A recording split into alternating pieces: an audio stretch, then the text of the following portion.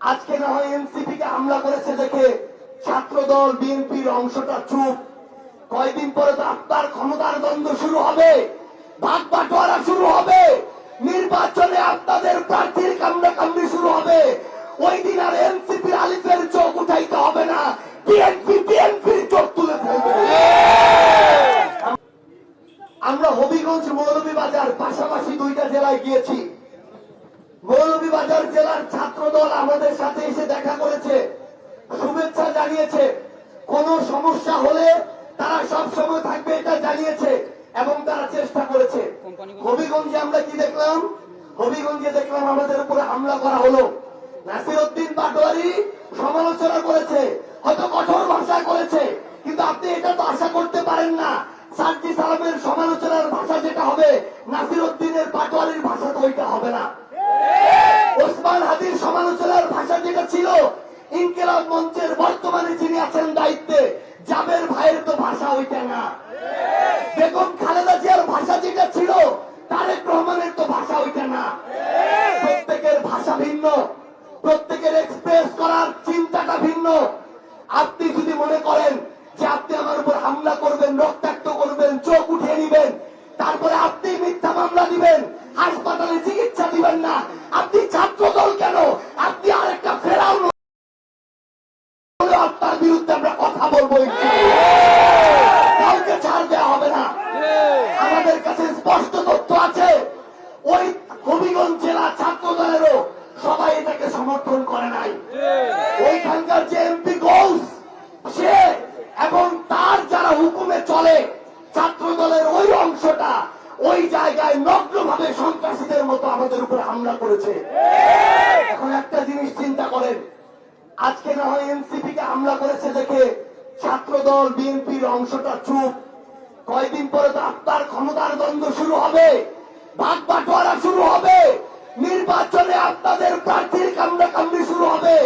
ওই দিন আর এনসিপির আলিফের চোখ উঠাইতে হবে না, বিএনপির চোখ তুলে ফেলবে।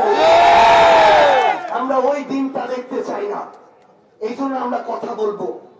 আমরা শুধু আপনাদের একটা কথা বলি, জুলাই যদি শেষ হয়ে যাইতো, একটা অভ্যুত্থানে 1400 মানুষের জীবন দেওয়ার পর কোনদিন ওসমান হাদিকে জীবন দিতে হইতো না। এখনো অনেক মানুষ আছে যারা সংসদে এমপি মন্ত্রী, তাদের মধ্যে ওই পুরনো বীজ আছে, যেই বীজ তাকে প্রতিনিয়ত স্বৈরাচার হওয়ার জন্য সর্বোচ্চ প্রণোদনা দেয় এবং সে সুযোগ পাইলে আরেকটা স্বৈরাচার হয়ে উঠবে। আমরা শুধু আপনাদেরকে একটা জিনিস বলে যাই, বিএনপি সরকার প্রতিষ্ঠানগুলোকে দলীয়করণ করছে।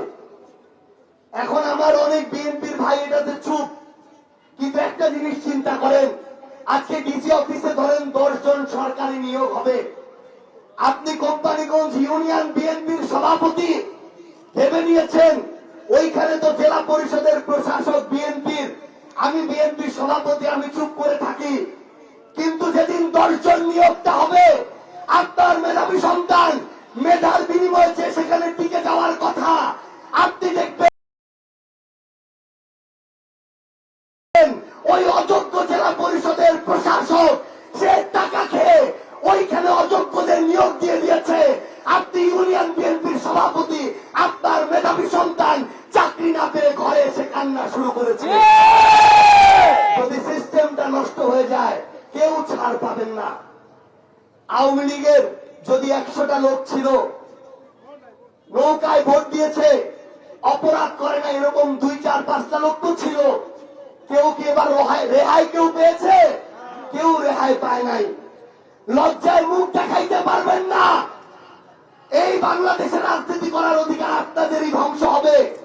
মানুষের সামনে বলতে পারবেন না যে আপনি এই দল করতেন, আপনার সন্তান কোনদিন আপনাদের পরিচয় দিবে না। আমরা শুধু আপনাদেরকে একটা জিনিস বলি, প্রত্যেকটা সমালোচনা যৌক্তিক ভাবে আমরা ততক্ষণ করব যতক্ষণ না এটা ঠিক হয়। এতে আপনি কারো চোখ তুলে নিলেন, কারো বিরুদ্ধে মিথ্যা মামলা দিলেন, কাউকে রক্তাক্ত করলেন, কাউকে রড দিয়ে পিটাইলেন, কারো মুখ বন্ধ করতে বললেন, আমাদের কিচ্ছু আসে যায় না। সম্মানিত কোম্পানিগঞ্জবাসী, আমাদের আগামী লড়াইটা দলীয় লড়াই না, এটা বিএনপি এনসিপি জামাতের লড়াই না, এই লড়াইটা হচ্ছে ভালো আর মন্দের মধ্যে লড়াই, ন্যায় আর অন্যায়ের মধ্যে লড়াই, জুলুম আর মজলুমের মধ্যে লড়াই, ন্যায় আর অন্যায়ের মধ্যে যে লড়াই, এই লড়াই যদি আপনি ইনসাফের পক্ষ বেছে না নেন, আপনি কোন দল করেন এটা আর দেখা হবে না। একদিন না একদিন আপনি নিজেই নিজের পায়ে যে কুড়াল মারছেন, এটার জন্য আপনাকে ওই খারাপ সময়ে পতিত হতেই হবে ইনশাআল্লাহ।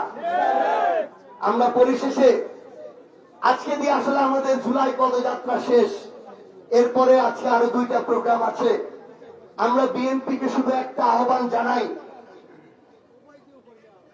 এখন আমরা বিএনপিতে এই পদযাত্রায় 30টা জেলা ঘুরে দেখেছি, এমন অনেক এমপি আছে যে বিএনপির এমপি না, বেগম খালেদা জিয়া তারেক জিয়ার এমপি না, মেজর জিয়া ধানের শীষের এমপি না, ও হইল নিজের আখের গুছানোর এমপি, ও হইল লুটপাট করার এমপি, ও হইল অর্থ পাচার করে কানাডায় শত শত বাড়ি করার এমপি।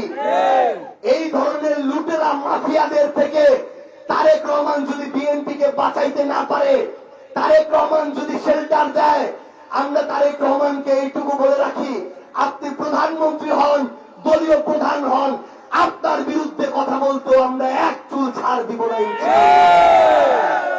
আপনারা আমাদেরও যৌক্তিক সমালোচনা করবেন। আমরা অনেকে আপনাদের সন্তানের বয়সী, অনেকে ভাইয়ের বয়সী, আমরা ভুল করতে করতে শিখছি, যৌক্তিক সমালোচনা করবেন, ভুল ধরিয়ে দিবেন, আমরা সেগুলো সংশোধন করে সামনের দিকে এগিয়ে যাব। কিন্তু মনে রাখবেন, কেউ যদি মনে করেন আমাদের মুখকে আপনি রড দিয়ে বন্ধ করবেন, রক্তাক্ত করে বন্ধ করবেন, তাহলে আওয়ামী লীগের ওই পূর্ব সময়, বিগত 16-17 বছরের সময়ের কথা মনে রাখবেন। শুধু একটা লাইন বলে শেষ করব, পাপ কিন্তু বাপকেও ছাড়ে না।